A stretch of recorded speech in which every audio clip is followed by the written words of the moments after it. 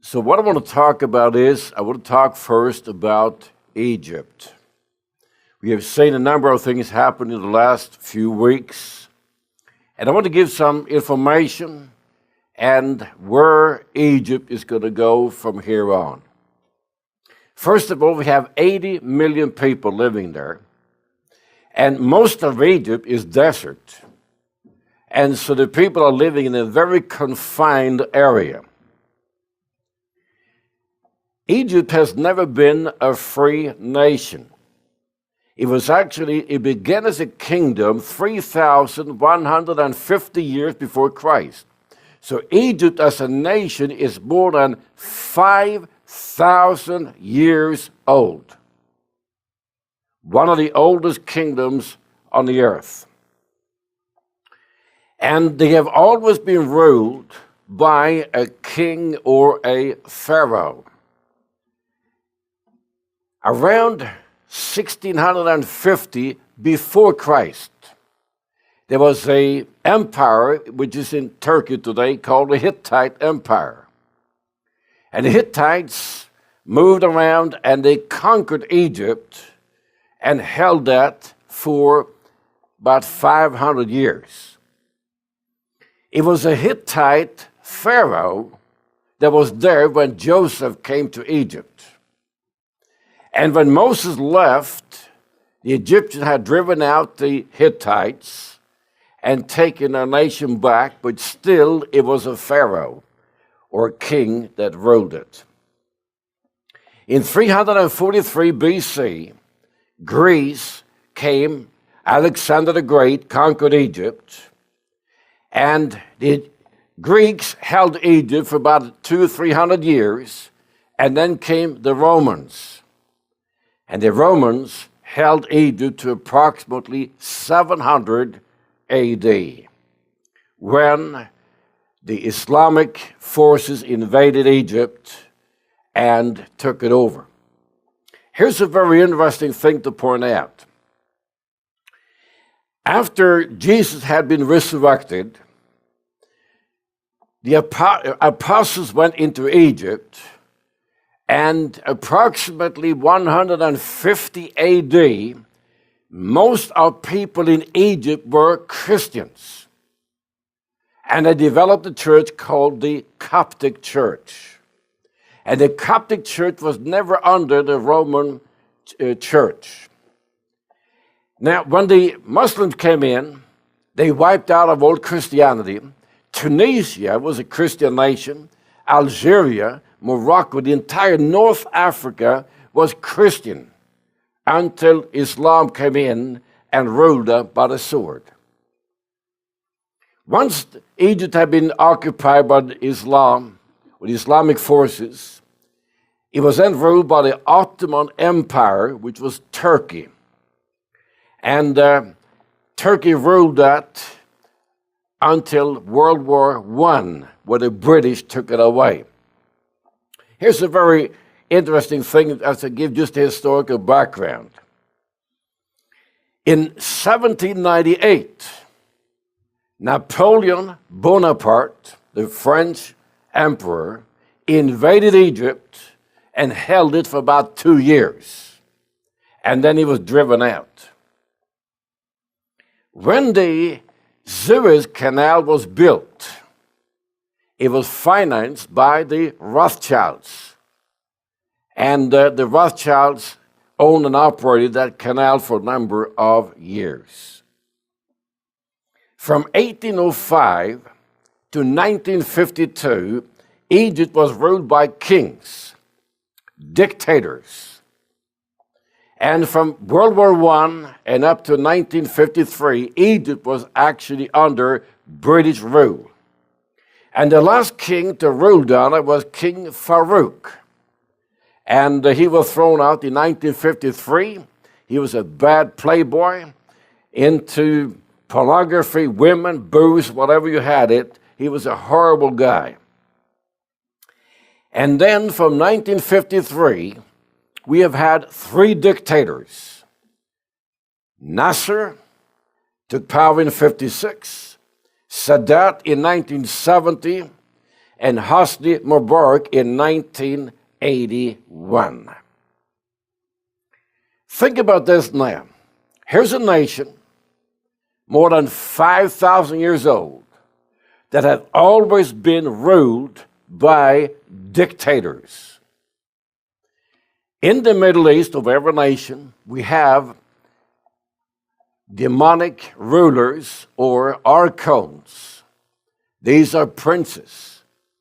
And the prince of Egypt has been over Egypt for 5,000 years.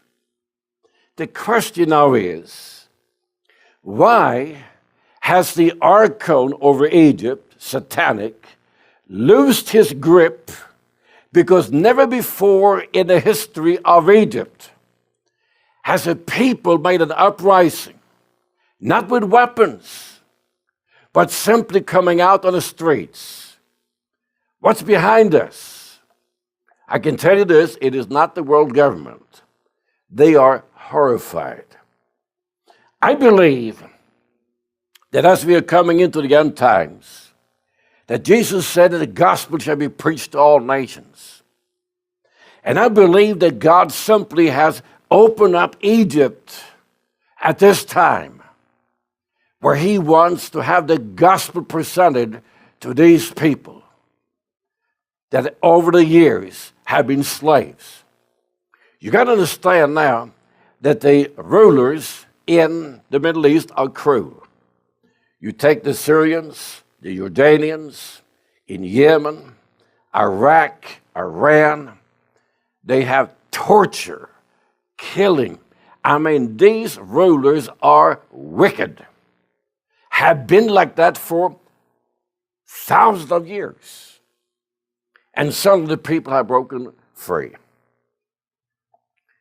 What's going to happen now? What is happening behind the scenes? Well, this year, the United States has earmarked $1.3 billion for the Egyptian military. Almost every officer from lieutenant and up in the Egyptian army, in the Air Force and Navy have been trained in the United States. They speak good English, and they are pro-Western. Egypt's weapons are American weapons. And when you buy weapons from a country, you got to remember this, spare parts. And so when we sell weapons, tanks, airplanes, and so on, we have a chokehold on these nations because if they don't behave right, we simply cut off the spare parts and the supplies. The Soviet Union operated exactly the same way, and so has every other nation. Thus, in the Egyptian military, we have a number of officers that I would say are working for the CIA. Because when we have military coming over here, the CIA recruits a number of people and put them back in what they call a sleeper position. Iran has a tremendous, strong intelligence operation, and Iran has a number of agents in Egypt, and Iran is hoping to capture that through the Muslim Brotherhood. Then we have Israel. Now, Egypt has a large Jewish population. They've been there for 3,000 years or plus. And so the Israeli Mossad has a lot of agents in Egypt. France has agents in Egypt. England has agents in Egypt. Thus, that country is simply permeated by intelligence agents, including Russia, that has some there too. It's going to be a battle now over, are they really going to get a democracy? Are they going to be able to elect their own leaders? I believe that we need to pray that God will simply hold the door open. Eventually, Egypt will go under the world government. But right now, it is open. It is similar to what it was in Czechoslovakia in 1956, when they tried to break loose, and for a few weeks, they threw off the Soviet, then the Soviets came back in. So we're living in exciting times, and we need to understand that the people of Egypt, for the first time in 5,000 years, have a chance to be free. Notice, they cleaned up the square of the streets afterwards. There was no violence. I believe that God's Spirit has been working there. Let me talk now what we can do ourselves. I want to share, thank first of all of you that have given to us this month. And I thank you for that. I thank you for those of you that are watching us right now, that we continue to give and keep this ministry going. We are very shortly going to release the next little booklet called The Rothschilds. And it's going to be a very powerful instrument in revealing what the world government is doing. Let me tell you about Christian Dynamics number 1. And this is what I want to talk to all our friends that are watching us and those of you that are here. Christian Dynamics number 1 is printed, collated, proofread, ready. We have hundreds of stacks ready to go. We are now at the phase that we need to have covers. I cannot print in color. We had to farm that out. And so in order to finish Christian Dynamics number 1, we need $2,000. That's for the printing, the covers, the technicians are going to help us to show us how to bind it and so on. We have all the machinery. And I'm going to ask you that are watching us, would you be willing, I know you've given this month, but would you be willing to simply say, I'm going to invest in Christian Dynamics? It's the most powerful book we ever produced. And help us out so that we can proceed. I got the printer lined up. He's a Christian. I got the cover design. I got everything except cash. So I thank you very much if you can give us a hand and help us out.